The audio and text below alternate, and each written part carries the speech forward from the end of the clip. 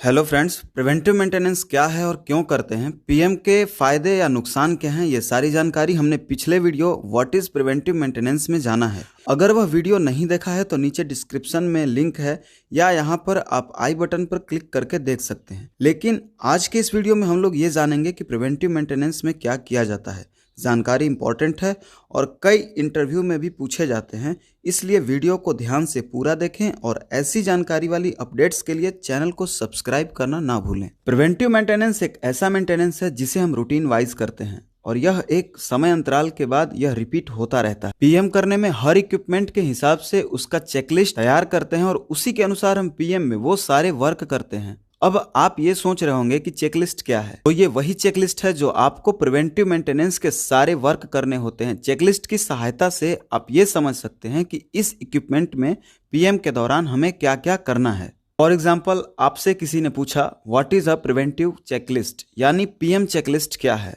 तो a preventive maintenance checklist is a set of task that the technician need to complete in order to be close a PM order.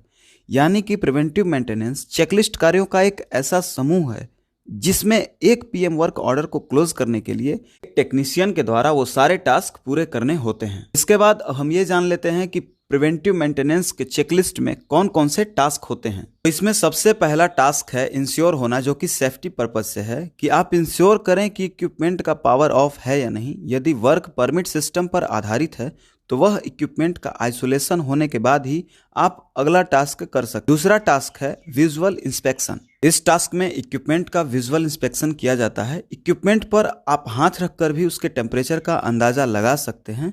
Visual inspection में ही equipment की cleaning भी आती है, जिसमें आपको यह देखना होता है कि इक्विपमेंट और उसके आसपास का एरिया क्लीन है या नहीं। यदि क्लीन नहीं है तो उसकी सफाई करवानी चाहिए। विजुअल इंस्पेक्शन में ही कोई पार्ट अगर आपको डिफेक्ट दिख रहा है तो आप उसे चेंज भी कर सकते हैं। उसके बाद हमारा तीसरा टास्क होगा एडजस्टमेंट का। इसमें आपको इसी इक्विपमेंट में यदि कोई एबनॉर्मल प्रॉब्लम दिख रहा है तो आप उसे एडजस्ट कर सकते हैं, जैसे बोल्ट का लूजनेस, फाउंडेशन बोल्ट का लूजनेस। यदि इक्विपमेंट मिस अलाइन है तो आप उसे अलाइनमेंट करके ठीक कर सकते हैं। बोल्ट के लूजनेस को टाइटनेस करके आप उसे सही कर सकते हैं। उसके बाद हमारा चौथा टास्क होगा रिप्लेनिश।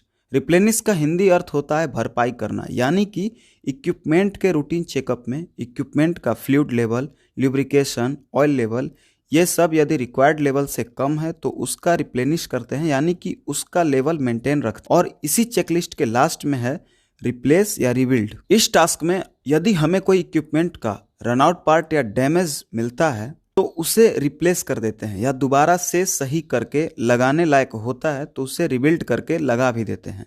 चेकलिस्ट के टास्क कंप्लीट होने के बाद इक्विपमेंट का एक बार रनिंग ट्रायल ले लेते हैं। यदि हमारा इक्विपमेंट रोटेटिंग है तो आप उसका वाइब्रेशन मॉनिटरिंग भी कर सकते हैं और ट्रायल होने के बाद उसे रनिंग के लिए हैंडओवर दे सकते हैं। कुछ इंपॉर्टेंट इक्विपमेंट का प्रिवेंटिव मेंटेनेंस हम एग्जाम्पल के थ्रू समझ लेते हैं, जिससे कि हमें प्रिवेंटिव मेंटेनेंस में क्या करना होता है ये 100% और सही तरीके से समझ में आ जाए। मान लीजिए हमारा इक्विपमेंट कोई कंप्रेसर है, तो उसके चेकलिस्ट के अनुसार हमें इक्विपमेंट का आइसोलेशन कंफर्म करने के बाद हम उस कंप्रेसर का देखेंगे एयर फिल्टर क्लीन है या नहीं, ऑयल फिल्टर क्लीन है या नहीं, उसके ऑयल कूलर क्लीन है या नहीं, ऑयल सेपरेटर क्लीन है या नहीं, ऑयल लेवल उसका या जो कूलेंट का लेवल है वो मेंटेन है या नहीं, ल्यूब्रिकेशन अगर उसमें कुछ है तो उसका लेवल मेंटेन है या नहीं है।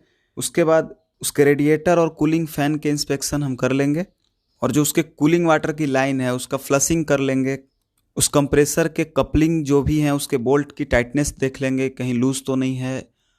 और ये सारे मतलब चेकलिस्ट कंप्लीट होने के बाद फाइनली हम परमिट सिस्टम से अगर वर्क है तो परमिट क्लोज करेंगे या फिर रनिंग का ट्रायल लेने के बाद इसे रनिंग के लिए हैंडओवर कर देंगे।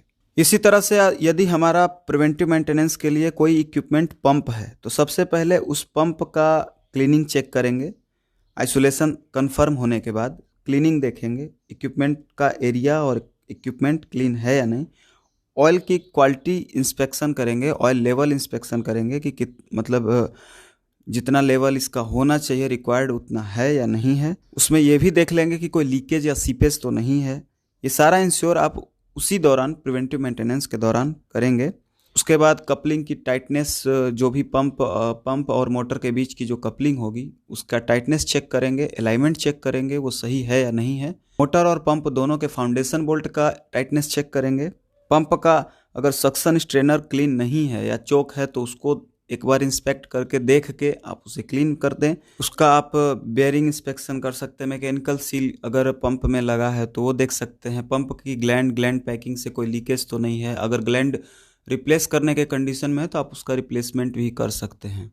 तो फ्रेंड्स, उम्मीद है कि प्रिवेंटिव मेंटेनेंस के दौरान क्या क्या करते हैं और पीएम चेकलिस्ट क्या होता है ये सभी आपको आसानी से समझ आ गया होगा। यदि अभी भी कोई सवाल है तो आप कमेंट बॉक्स में पूछ सकते हैं, और वीडियो अच्छी लगी हो तो एक लाइक ज़रूर कर दें। और अभी तक आपने हमारे channel study job and analysis को सब्सक्राइब नहीं किया है तो सब्सक्राइब ज़रूर कर दें, ताकि ऐसे ही यूज़फुल वीडियोस आप तक जल्दी से अपडेट होती रहें। Thank you.